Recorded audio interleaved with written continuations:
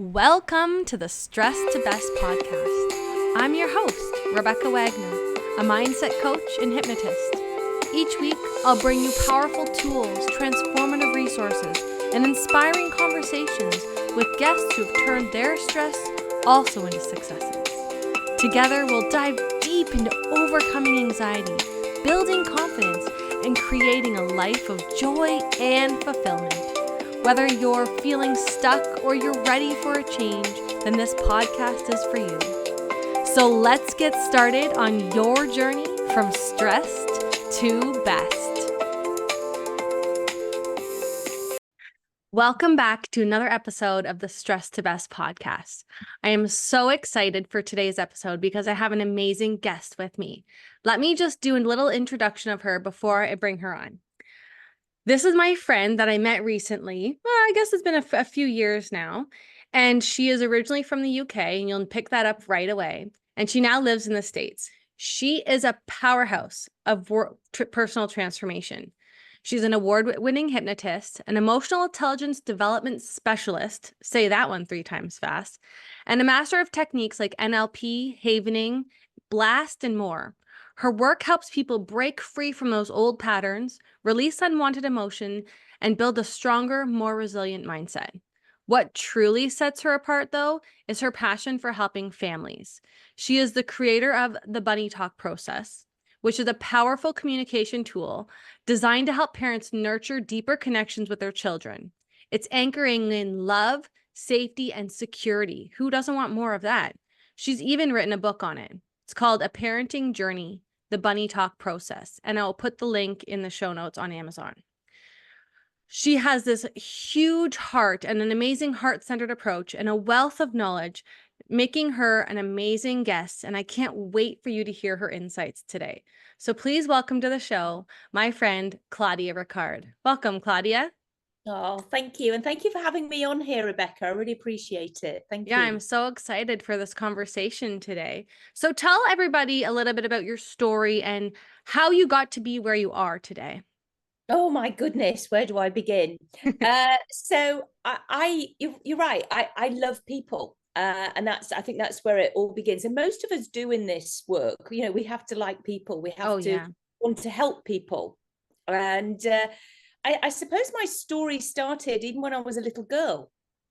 I was naturally gravitate towards people who were, say, unhappy, not feeling their best, and I would encourage them with either laughter or whatever it was, stroke their hands and bring them out of themselves. And I've heard stories of you did that when you were a little girl, and it was like, oh, did I? I didn't know, I didn't remember. So the helper has always been in you. Yeah, I think we all have this innate, it's innate, Yeah.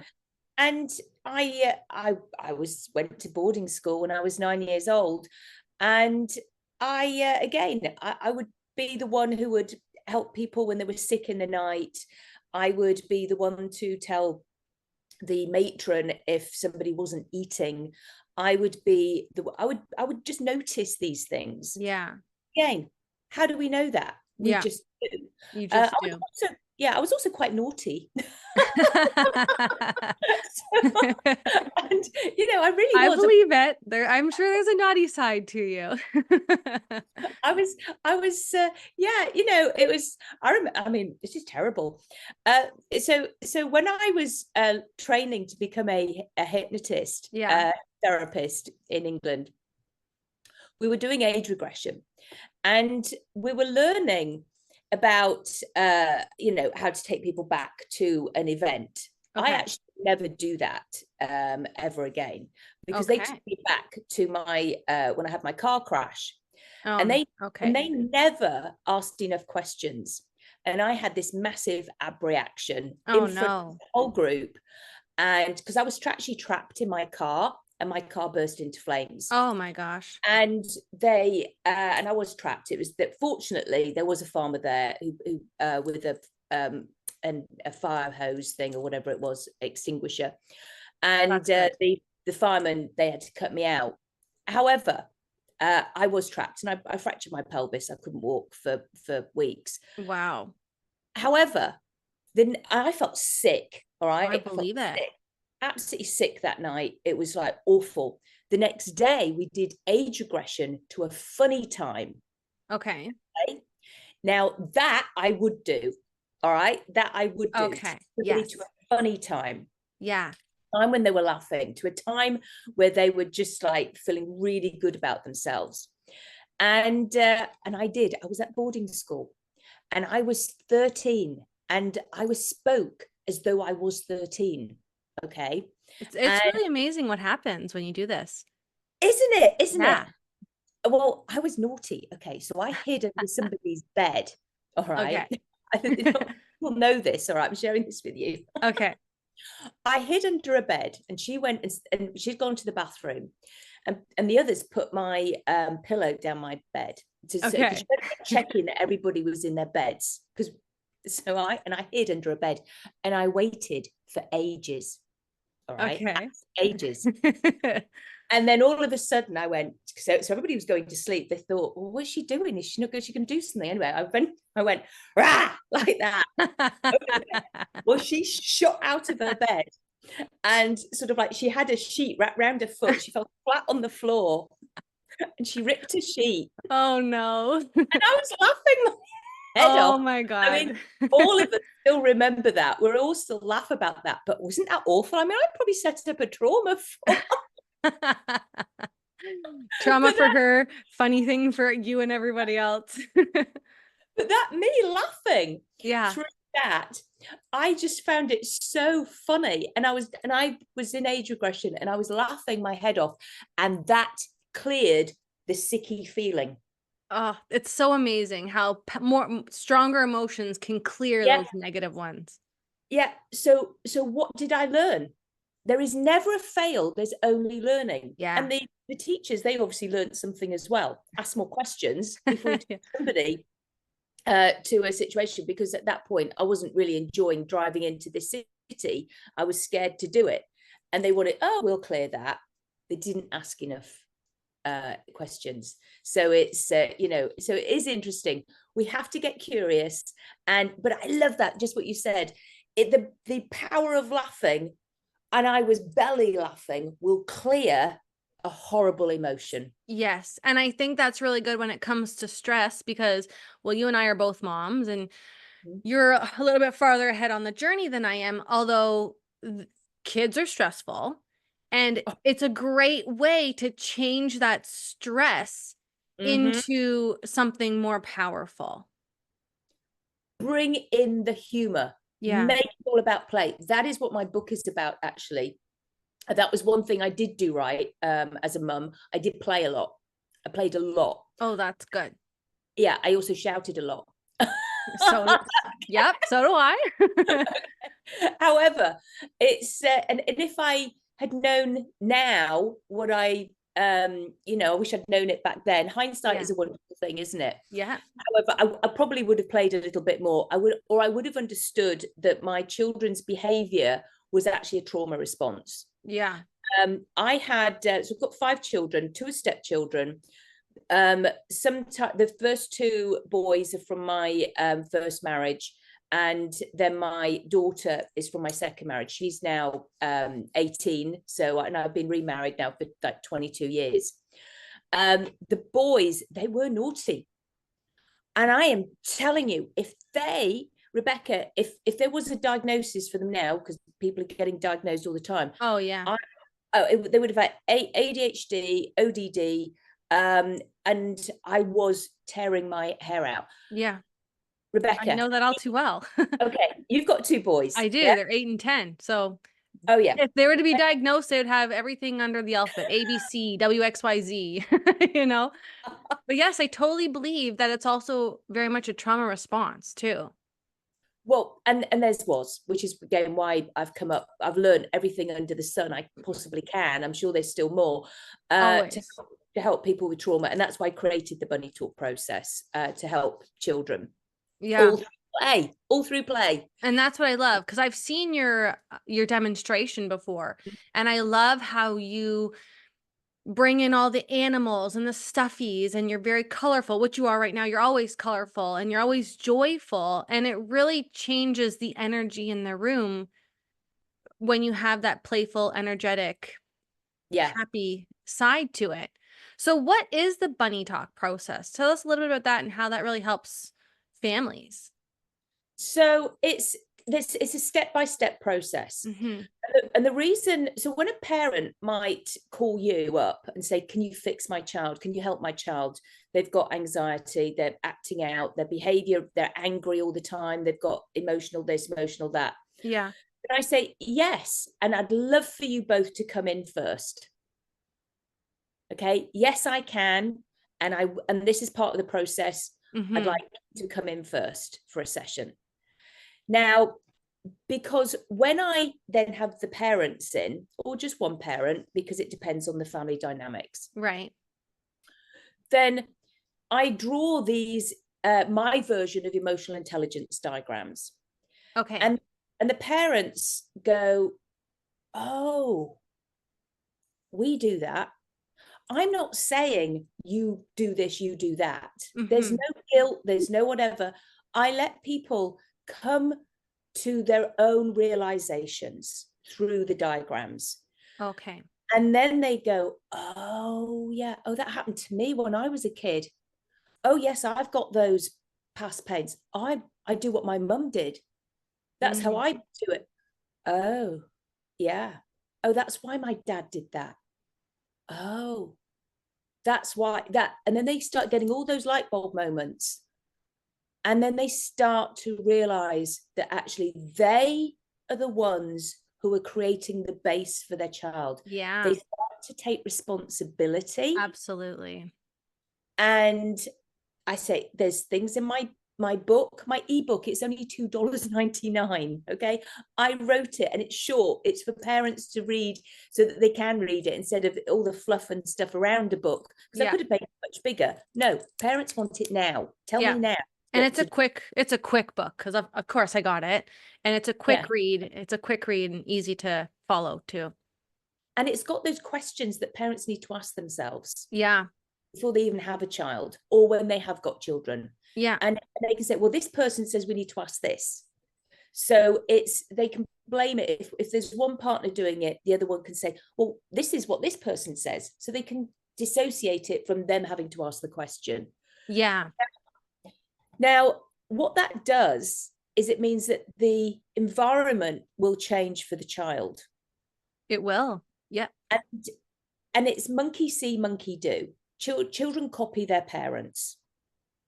And if the child is hearing dad shouting at mum or mum sort of putting dad down or criticizing him, then the child will also learn to do that. Yeah. If not to his mum and dad, to his brother, sister, to children at school. And this is what can happen. So it's about parents taking responsibility.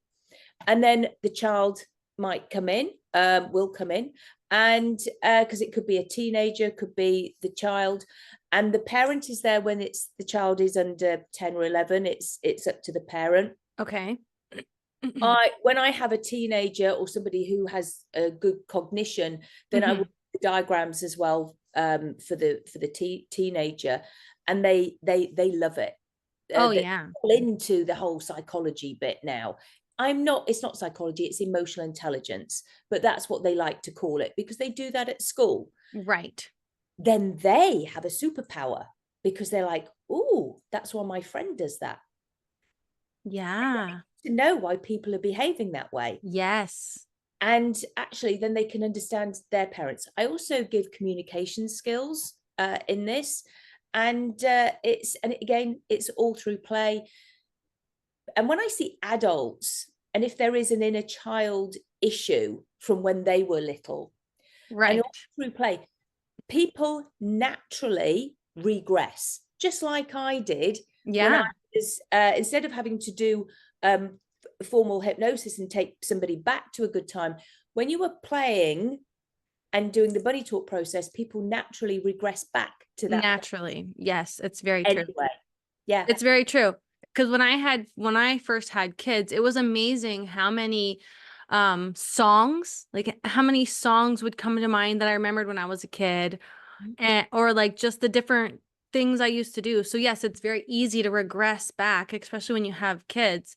And another thing you're saying about how the children become their parents essentially. And very often it's because us as adults, we are the way we are because of our parents, and they're the way that they are because of their parents. And they only did the best they had. I always say this all the time. They did the best they had with what they had at the time. And now that you know that, it's your choice now to either stay on that path or to change. And that's what I love about this process, because it brings you back to when, as an adult, it can bring you back to when you were a kid, to see it from a different perspective, from now your parents, how they treated you or how they treated each other. Exactly. Yeah, Exactly. So everybody has their different model of the world. exactly. And so, and like you said, it's then they get that realization that, oh, well, actually, my husband is coming from a different model of the world, and I am. Yes. And so actually, we might be wanting the same thing, but we're just doing it differently. Totally different. And you get children in the crossfire, and yeah, it's just about having that realization that it's okay. It's like with the diaper change. I say to some of my new mums, let your husband do it, let him. And they go, yeah, but he doesn't do it right. And I get so irritated. He doesn't do it. So the baby doesn't know. Yeah. A baby doesn't care. I said, he's just going to do it differently. It's okay. Delegate.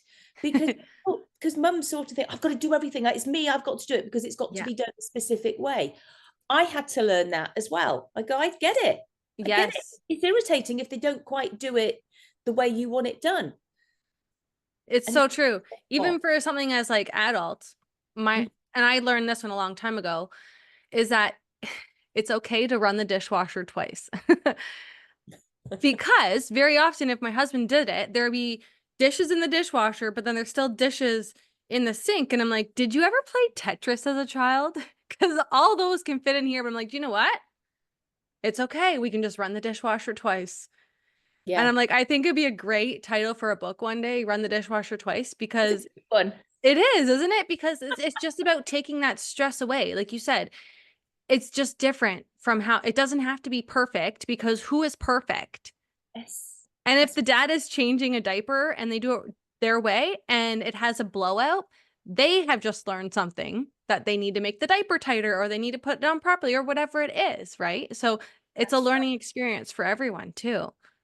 And they need to learn it. I mean, and especially with boys, I had to learn that. It was like, oh my gosh, you get peed on, It's, yeah. Make sure it's pointing down. It's like, oh, I didn't know that happened. Yeah, exactly. Exactly. And the same when a child is sick in the bed. It's like dads really, they're like, oh, what to do? And it's like, scoop the child up, put them in the bath. Yeah. That's it. And then hose everything off in the shower, or wash the child down in the bath. That's what you do. You don't try and scoop it all there. No, it's not going to happen. Because people often go, well, what do you do? And it's and it takes experience. We have to, and that's the kind of things that we learn as a mum, through trial and error. Yeah. And there could be another book about that as well, trial and error of a parent. But it's true, because they don't come with manuals. And every kid is different. Yeah, I know. It's so I love what I do, because it is so wonderful when you see whole families as well. Yeah. When they come for those, they realize, the adults realize, the parents, they go, oh, I've got that. Can you help me? Go, yeah, I can. Yeah. And you're seeing them, and you're seeing all the family, and then all the aunts, and and if I see people on Zoom from way off where, because I helped them. Right. And that is the beauty of it, because when the other family members see the change, yeah, say at all of a sudden Thanksgiving or Christmas, and everybody's the kids aren't acting out anymore. Mm-hmm. It's like, oh, what's changed? The dynamics have just changed. Yeah. And the whole thing of because when families get together, and I know this can happen, is that the say there's two sisters in a family, Okay. and the mum and dad are there, and the whole family go, the two sisters will revert back to being children again, and they might start being snarky with each other. Yeah. But that's how they behaved back then.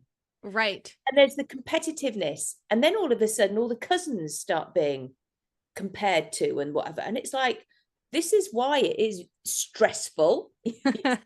Back to what your podcast is called, stressful with family occasions. It's the family dynamics. Yeah. And when they have this awareness with the BunnyTalk process, then they can sit back and just go, oh, that's why she's doing that. Oh yeah, okay.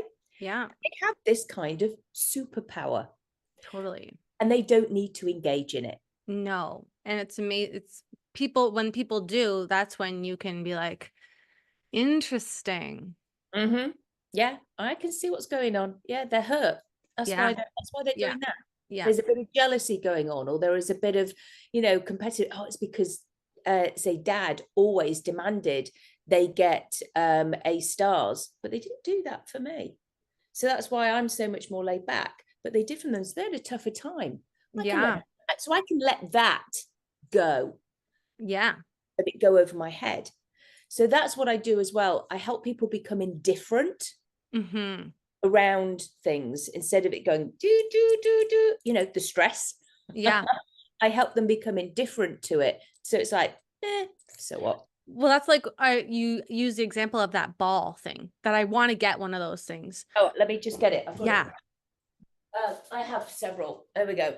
I've got and it. Right. If you're listening to this podcast, Claudia has this plastic ball that when you move it outwards, it opens up big, and then when you move it together, it shrinks up small. Explain that one over a podcast. Yeah, it's an expandable ball. Expandable. So it's expanding and retracting as you move it. Yeah, and it goes, when it's like that, that's fight, flight, freeze. And sometimes it stays like that. Yeah. And that's your amygdala, if we want to get scientific with it. It represents your amygdala. Yeah. It will go like that. And that is stress. Hypervigilance. So some people can even arrive at a family gathering and already stressed. And it's usually because, as you know, our minds don't know what's real and what's not real. So they've already played this episode of this family gathering in their minds before they got there, on the car ride there. When they get there, they're already in that stress mode because they know they've created what's going to happen, essentially. And so like your ball, they're already in that expanded form, already on fire. Yep. Ready to go in and explode, or maybe go in and revert and be silent, because people get stressed and they do different things, right?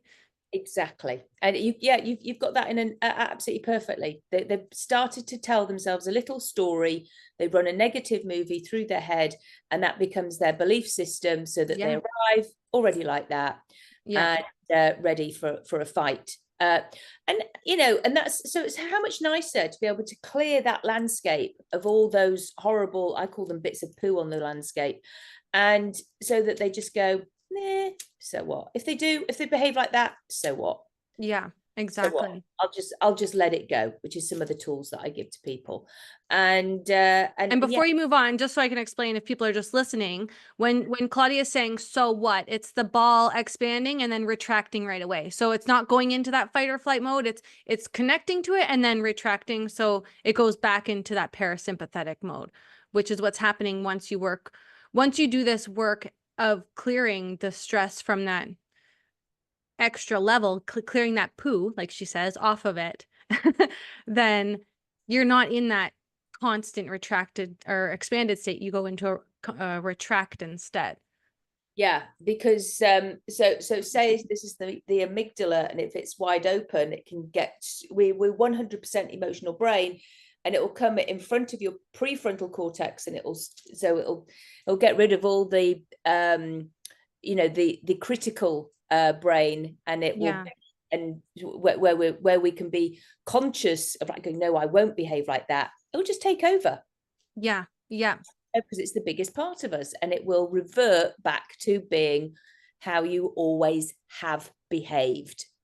How you've always behaved, your lazy default of, say, either getting grumpy or twitchy or shirty or rude or whatever it is.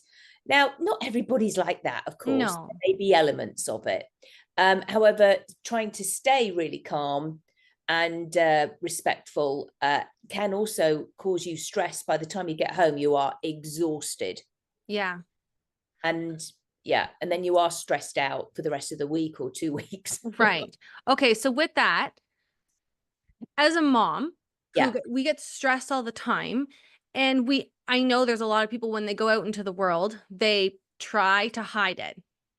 And if they go out there and they get into that, they're in that fight or flight mode, they're in that stress mode. Now they're comparing themselves. They're thinking, oh, people are judging me. Oh, this, that, and the other thing.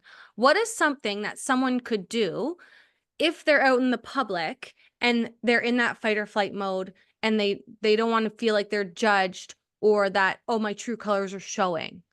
So what is some kind of action step that someone could do to change that instantly so that they could be less stressed and then their children could feed off that less stress energy? Okay, well, and it's age old, breathe. I love it. Breathe in through your nose. So let me explain this one. This is the one that I actually use myself. So I call it the judder breathing. And I mean, I got this from somebody else, Laurie Hammond, I think. And so actually, Rebecca, do you remember crying so much when you were little that you'd go like that? Yeah. Okay. So we all remember that. Now, so what I want you to do is to go through your nose, hold it. So when you breathe in, how many times are you inhaling essentially? I suppose probably about 5. You're doing so you're keeping your mouth closed and okay. You're juddering it in, like snorting it up. I've never snorted coke, but I can imagine that's what you would do. So I don't know either. Snorting it up your nose and then hold it, and then a big dump out from your breath. And that relaxes the chest immediately, the intercostal muscles straight away. So it's like, relaxation straight away. Now, it's very interesting. So I don't know if you've got young mums on here listening who have little babies. Okay. Let me explain this one, because I think this could be really helpful. Babies cry. Babies cry a lot. And there's different cries. There is. Okay. I learned this. Yes. So now this is there's the when they're very hungry, it's the where. Yeah, they've got to be fed. Not a problem. Sometimes babies cry if they've got wind, or if they are damp, or they're cold, or whatever it is. So they just want to cuddle. Sometimes babies cry because they've just learned something.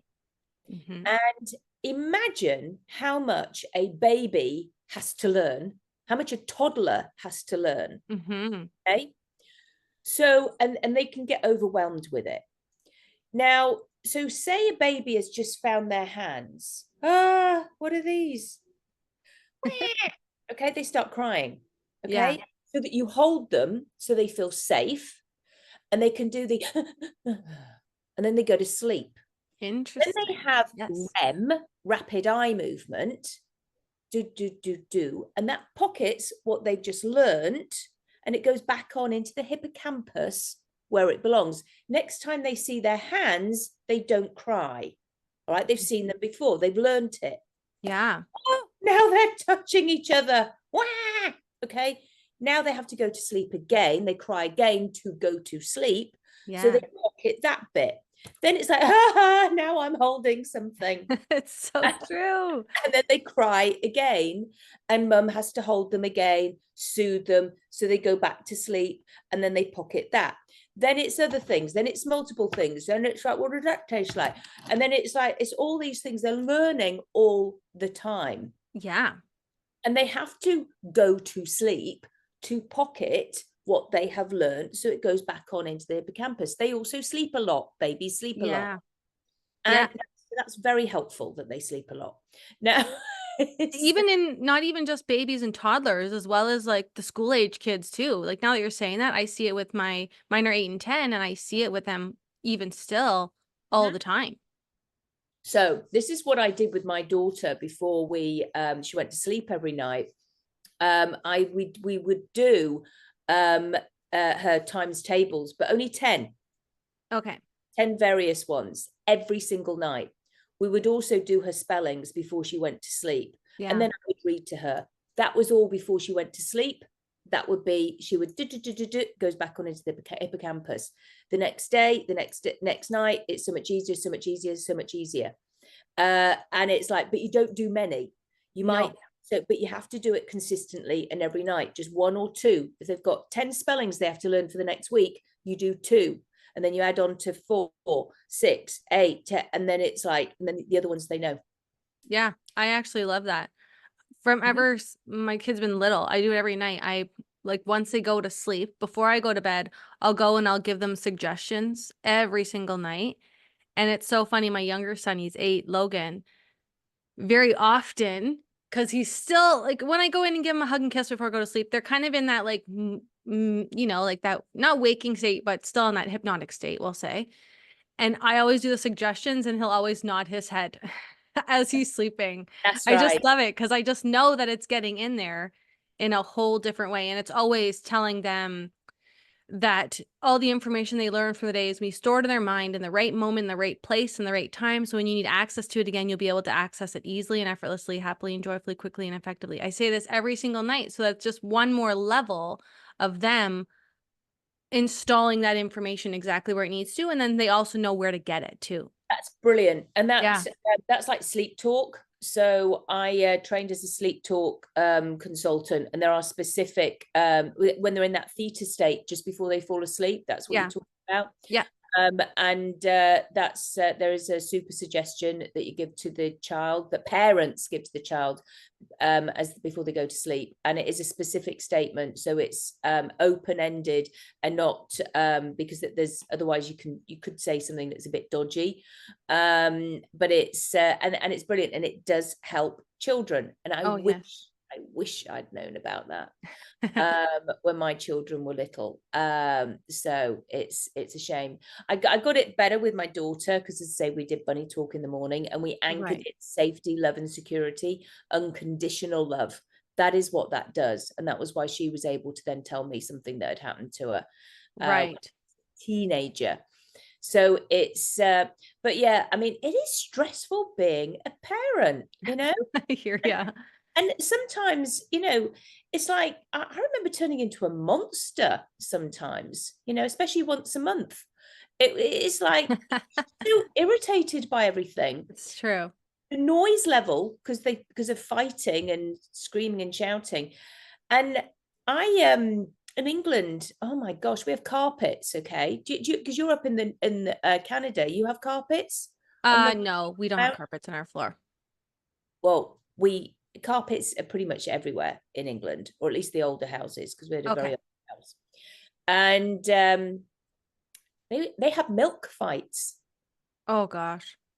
Yeah, it's not funny. No. And I was like 8 months pregnant, and it was like, you know, and literally I came in and there was like milk all over the floor, and they thought it was hilarious.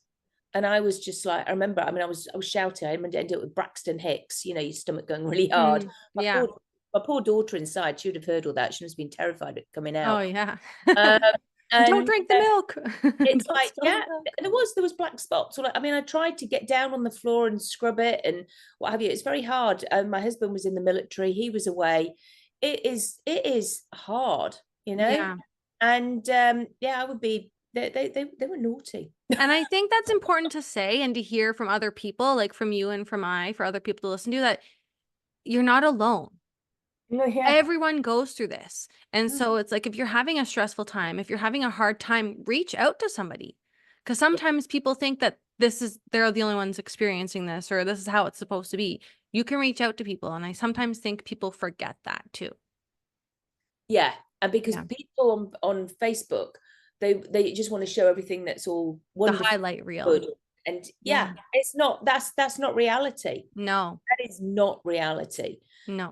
It is for little snapshots, but you're not going to take a picture of reality, are you? Everybody's going, and then straight away, immediately, people could be fighting. It's my husband and I, we were in away at the beach in Corolla. It was winter time, and it was a beautiful sunset, and there were two families getting together, and there was the photographer, and and the dynamic for the actual picture, it was all, but in between, if you don't smile, it was like, and yanking his head, and it was like, and I was like going, okay, and yet the pictures are going to be beautiful. Yeah. And that isn't how it was at all. It was awful. It was actually awful. You could see, she was stomping, and it was just like, I thought, oh wow. Yeah, it's like, true. And it's funny because there's usually some pictures that they still catch with the kid, somebody being grumpy. And like, those are the real ones that people hate to post or whatever. Like, those are the real ones. Cause this kid was so grumpy that day, and it's okay. Exactly. My younger son's preschool picture is that, because he did not want to smile. So I bought it, and he was like this. He was pouting with his arms crossed. It's the best picture when ever. He's 21, that will be brilliant. Yeah. I tell you, Rebecca, I brought a lot of my furniture over from England with me. Okay. So a lot of the wooden pieces, pine furniture, and on certain bits there's little drawings. Oh my God, I love that. Okay, I've got little first people. Okay. So the body, the little stick people.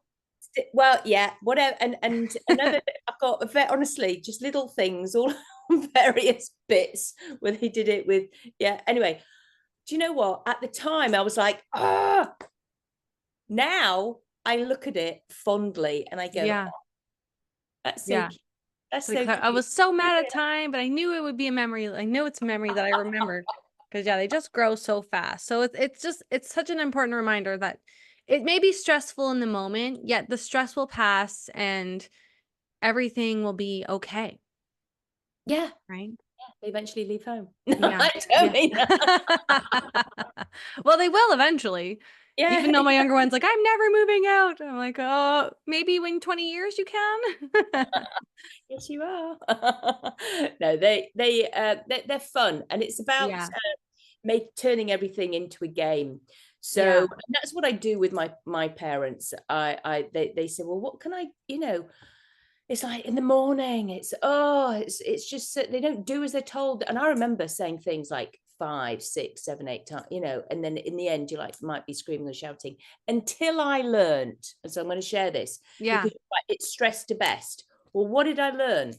I learned that if I say, please, can you brush your teeth and then do this, there's too many things, they're not going to get it. There's too much information. So what I did, Rebecca, I started saying, all right, I'm going to say something, and when you've done it, I just want you to shout back, tick or check, okay, or done it, or whatever. So I go, teeth. A bit later on, done it. Okay. Coats, book bag, lunchbox, shoes. Check, check, check. Done, done, done.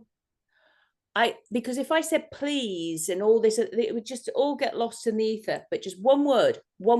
Yeah. That's all you've got time for in the morning. Yes. And all the pleases and thank yous and all those lovely things can be done, later on. Yeah. When there is more time.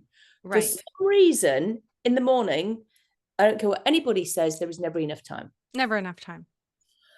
Even when, I know there were times when I'd get up super early, I would be ready, but they weren't. Okay. So true. It's like, I have just asked you to do that, and you still haven't got dressed. It's like, oh my gosh. So it's, and they, I'm not going to dress my 8-year-old. They have to do it themselves, because otherwise we're disabling children. And again, it's like, and making sure that they can sort of get their own breakfast. Yes, you might have it out. Yes, you can do this, but they have to learn. They have to learn. People can disable their children and mollycoddle them and Yes, when they're upset. Yes, when they're hurt. Yes, when they need you. Yes, when they're ill. And yes, if they're upset about their homework, and be there and be patient. However, the other things, so that they can learn how to be be self-sufficient when they grow up, then they need to start young, because then it becomes, and do it through play. Yeah. All through play. It's so true. One thing I always say is like, why don't you do this? Like, it's a life skill. It's a life skill. You have to learn this. So yeah, doing it through play is such a great, it's such a great reminder and tip to do, even for us as adults, to make things fun. So if that means listening to music in the morning as you get ready, listen to music. I do every morning. I put on my music, Gloria Gaynor. What's your favorite reduce stressing song? What's that song that pumps you up right away? So I Am Who I Am. By who? Gloria Gaynor. Oh, so okay. That's the one. I am who I am. And so basically it's saying, accept me for me. So it's acceptance. Yeah. Yeah. And because in my opinion, acceptance is massive. Yeah. For everybody. Accept yourself, warts and all your funny little quirks, everything that, because we're all weird. We're all yes. We're all quirky. We're all annoying. To ourselves sometimes, and to others, yes. Yeah, we're human beings, so of course we're annoying. Yeah. I am who I am, and it's about and accepting that. And it's like you have to be realize that and own it. Yeah. So yeah, that's my that's my like, yeah. So what? Yeah, I love that. I love that. So if people want to follow you or connect with you or find out more about what you do and who you are, where is the best place for them to go? Oh, website, Claudia Ricard hypnosis.com. Everything's on there. Awesome. And I'll add that to the show notes as well as a link to your Amazon book. And I want to end with this one last thing. Yes. If you were to have the perfect reset day, describe to me what the perfect reset day for you would be in 3 words. Oh my goodness. What do you mean reset day? So like you've had, like, it's been really stressed and you just need a day to yourself. You just need a day to reset. What would be the perfect reset day in 3 words? Okay. Breathe, walk, love. I love it. I love it. Well, thank you so much, Claudia, for joining us on the Stress to Best podcast. I hope that this was very informative for you as the listener. I know I got lots out of it, and I love the stories that you told, Claudia. So thanks again for being here. Thank you for having me. It's been so much fun. Thank you, Rebecca. I'll see you next time. All right. Take care. Bye. Thank you for spending your time with me on the Stress to Best podcast. I hope today's episode gave you something valuable, maybe a new insight, a helpful tip, or just a reminder that you're not alone on this journey. If you found something that resonated, take it with you, use it, and watch how your day transforms. If you enjoyed this episode, I'd love for you to leave a review or share it with someone who could use a little extra calm and joy in their life. Together, we're moving forward from stress to best, one step at a time. And be sure to subscribe so you never miss another episode. I'll see you next time.